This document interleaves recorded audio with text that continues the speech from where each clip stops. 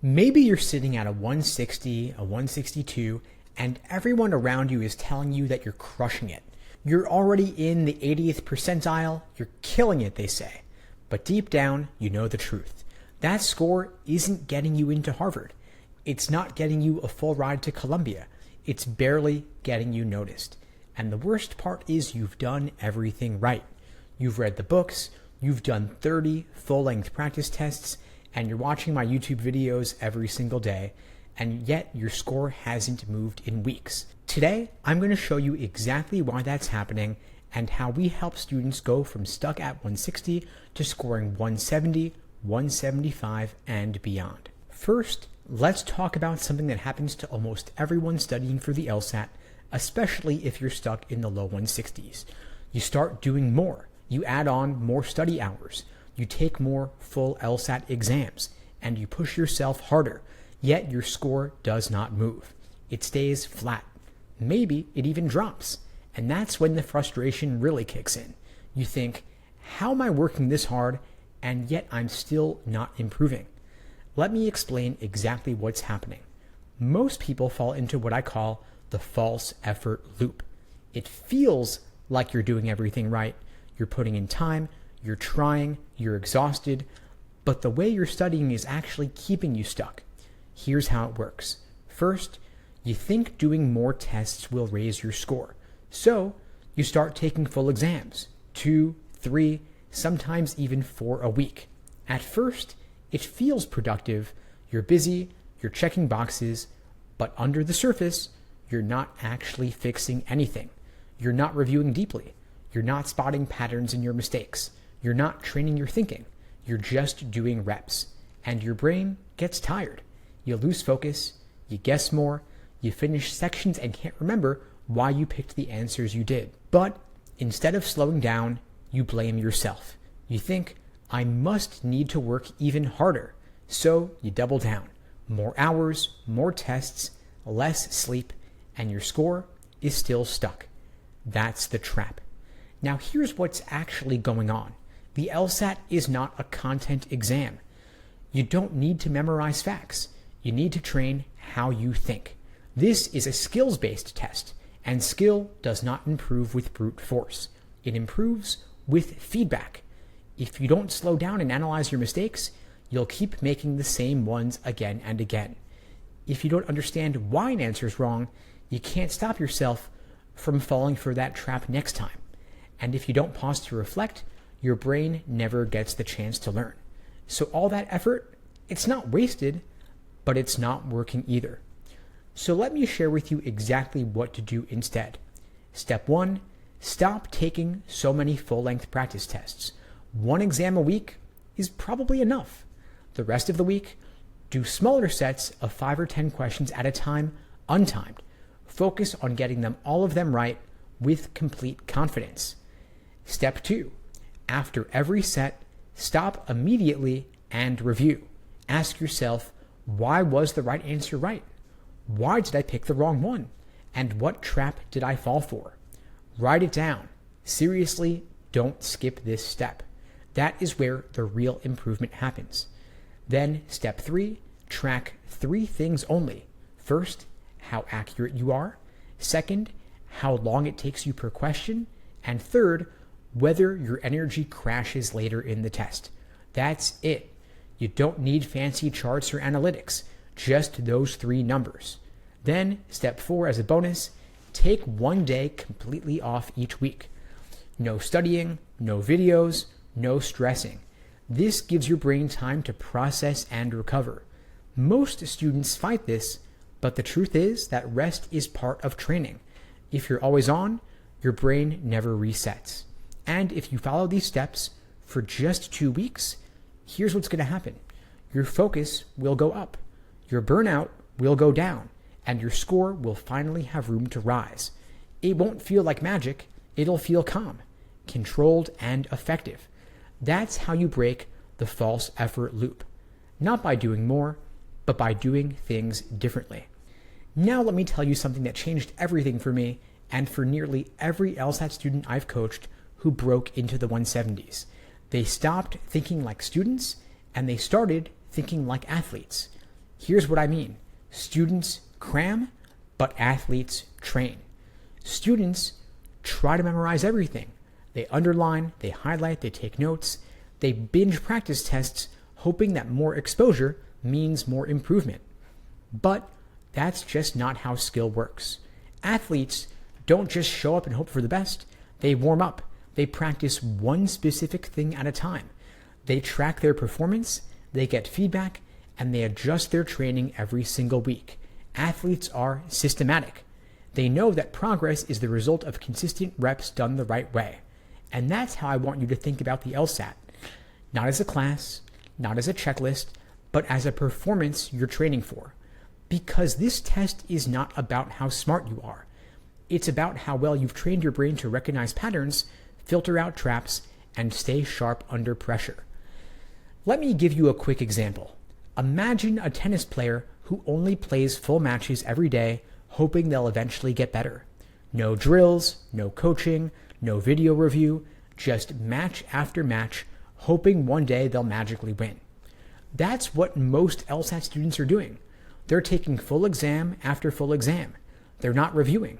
They're not fixing their form. And they're not analyzing their mistakes. Then they wonder why their score stays the same. Meanwhile, the students who treat it like training, they drill one question type at a time. They focus on accuracy first, then speed. They review their misses. They write down patterns. And they adjust their approach every single week. That's the difference. So the shift here is simple but powerful. Stop asking, how many hours should I study? And start asking, how am I training my brain to improve? If your score is stuck, the answer is not more time. It's better structure. That's exactly why we use a system called LASER. It gives you the structure of a training program step by step, just like an athlete follows a training plan before a big competition. And once we plug you into that system, your progress stops being random. You stop guessing what to do each day, and you start knowing exactly what to focus on next. That's how you get out of the 160s. You stop studying like a student, and you start training like a pro. So let's talk about that LASER system that I use with every student who wants to score a 170 or above. LASER is not a gimmick. It is not about shortcuts. It is a step-by-step way to actually train for the LSAT like an athlete getting ready for game day. LASER is an acronym. It stands for Learning, Accuracy, Sections, Exams, and Review. Each one builds on the last. If you skip a step, the whole thing falls apart. But if you follow it in order, that's when you start seeing real consistent gains. Let me walk you through each one. L, the first step, is for learning, and most students skip this step. They go straight into full-length exams or timed drills. But if you haven't learned how the test actually works, you're just guessing. So this step is about learning the rules of the game. For example, how might conditionals work in logical reasoning? How are arguments structured? What common traps do the test makers use over and over again? This is not about memorizing a list. It's about understanding the test's logic. And when you really understand it, you start seeing patterns that never made sense before. You stop falling for obvious traps. You get faster, not because you're rushing, but because you know what to expect. That's learning. The second step is A for accuracy. This is where we build precision. Before we worry about speed, we get your accuracy close to perfect. How? We have students do short sets, maybe just 5 logical reasoning questions at a time, untimed. Yes, untimed. Your only goal is to get them all right. No lucky guesses, no half-baked reasoning. If you get 4 out of 5, that's not good enough. We stop. We figure out why you missed one, and we fix it before moving on. We track your streaks. Can you get 10 in a row? And can you do that 3 times in a row? Once you can, then we introduce the clock. Most students try to rush too early, but speed without accuracy is just fast guessing. That's why this step matters so much. Then the third step, S for sections. Once you've built the accuracy, then we start putting things together. This is where you do 35-minute timed sections, one at a time. But here's the difference. We don't just care about the score. We care about what happens inside the section. If you were confident, but you got a question wrong, that's a problem because it means your confidence is out of sync with your accuracy. And that's something we're going to want to fix right away. That's how we train your judgment, not just your score. Then step 4, E is for exams and endurance. Once your sections are solid, we move to full-length practice tests. But now we treat them like data collection tools, not just practice. We look at, are your scores dropping in the later sections? Are you making more mistakes in reading comp because of fatigue? And are you getting worse at logical reasoning when it comes right after reading comp? Every practice test gives us clues about your endurance, and we adjust your training based on what we see. That's how we build your stamina on purpose, not by accident. Finally, the final step, R for review. This is the most important step and the one almost everybody does wrong. Most students look at the answer key, see they got a question wrong and say, oh, okay, the answer was C. Got it. That is not review. That is trivia. Real review looks like this. Why is the right answer right? Why does the wrong answer feel right? What trap did I fall for? And what will I do next time to avoid it? We make students write this down in what we call a mistake log or an error log. We track the question number, section, type of error, and how we're going to fix it. We even have students redo the same questions 7 days later to prove they've actually learned it. This one-step review is where most of the point gains happen. It's how you stop making the same mistake twice, and it's how you actually train your brain to think like the test makers. So a quick recap of the laser approach. L is for learning the fundamentals of the test. A is for getting accuracy before adding time. S is for sections to build up your stamina. E is for exams and endurance. And finally, R is for review, deep structured review to fix your thinking. That is the laser method. It's simple, it's proven, and it works if you follow each step in order. And this is how we help students go from stuck at 160 to scoring 175 and beyond. Now let's talk about what actually happens when you stop guessing and follow a real system like laser. But first, a quick disclaimer. The stories I'm about to share are 100% real. These are actual students I've worked with, but their results are not typical. Most people don't gain 15-20 points. Some gain more, some gain less, and most students do nothing and their scores stay stuck. Your results depend on a lot of things: how much time you put in, how you study, how coachable you are, and how closely you follow the plan. With that said, let's jump in and start with Maya. When Maya first came to us, she was scoring a 158. She'd already been studying on her own for months. She had all the LSAT books, and she'd taken more than 20 prep tests. She was burnt out, frustrated, and stuck. Here's what we changed for her. We had her stop doing 3 to 4 full exams a week. We slowed everything down, and we focused instead on untimed accuracy and deep review. Finally, we taught her the laser method step by step, and she followed the plan exactly. After 12 weeks, she scored a 176 and got a full scholarship to Georgetown Law worth over 6 figures. Again, your results may vary. That kind of score jump is rare, but it shows you what's possible with the right strategy, the right feedback, and the right support. The next student I want to share the story of is Vince. Vince started out strong. He was scoring in the mid-160s.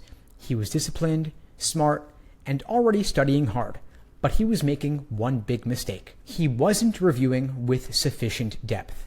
If he got a question wrong, he would just read or watch the explanation and then move on. No reflection, no pattern tracking, and no real learning. So we changed that. We had him build a mistake log. We forced him to resolve every missed question a week later, and we taught him to spot and fix the thinking patterns that were holding him back. The result, he scored a 173 and got into Columbia. Once again, this result is not typical, but it is absolutely achievable if you're willing to slow down and fix the root of the problem. One more story is the story of Emma. She was stuck at a 164 for several months. She had already studied harder than most people ever will, so she wasn't lazy, she wasn't clueless, she just lacked direction. There was no strategy, no metrics, and no system. So we gave her a structured day-by-day study plan using the laser approach. We implemented weekly progress tracking and personalized feedback after every single exam with regular weekly coaching to keep her accountable. Her final score was a 174, and she got over $90,000 in scholarship offers, including one from Penn. Again, individual results vary. We're not promising that you're going to get into Columbia or Georgetown or Penn. We're not promising you a 20-point jump, but I'll tell you this. Every one of these students had the same problems you might be facing right now. They were stuck in the 160s, they were working hard, but they didn't have a system, and they weren't reviewing the right way.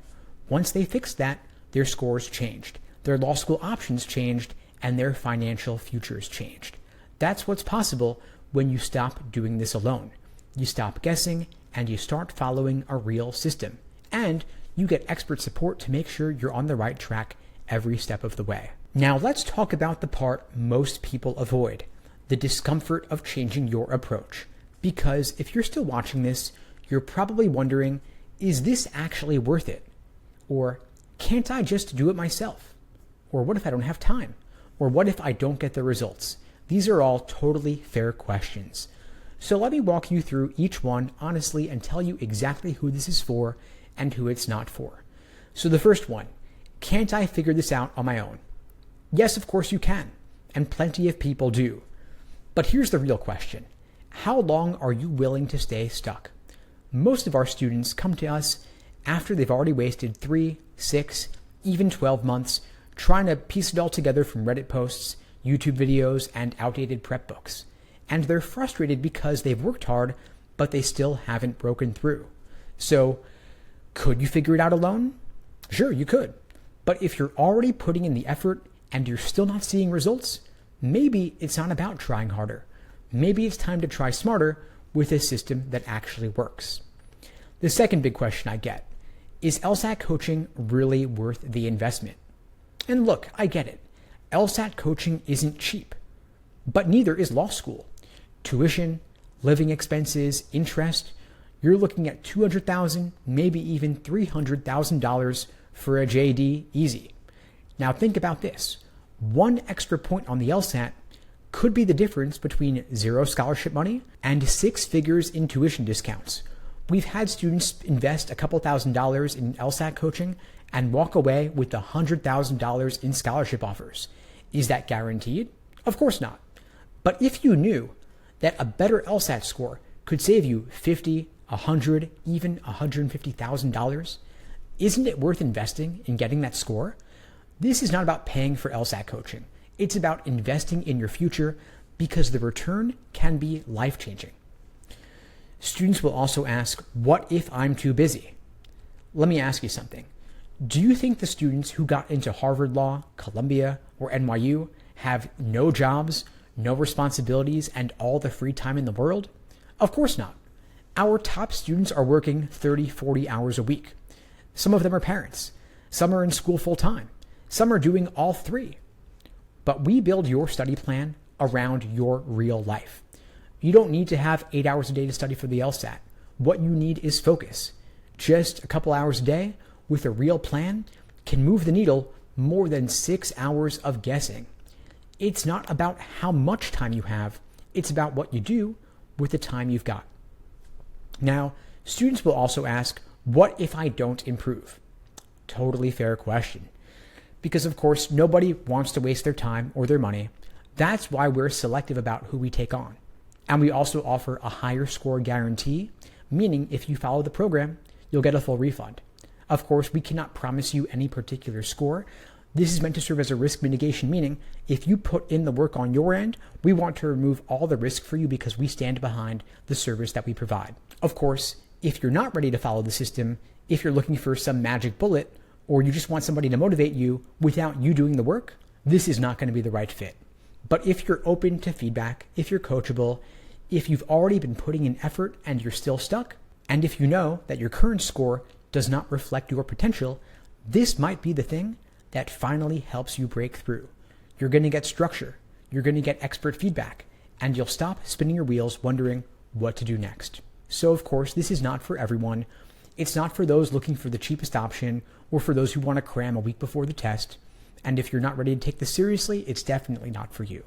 But if you are aiming for a top score and you want to get into a top school, and if you want real support from someone who's been doing this for the past 20 years, then this might be exactly what you need.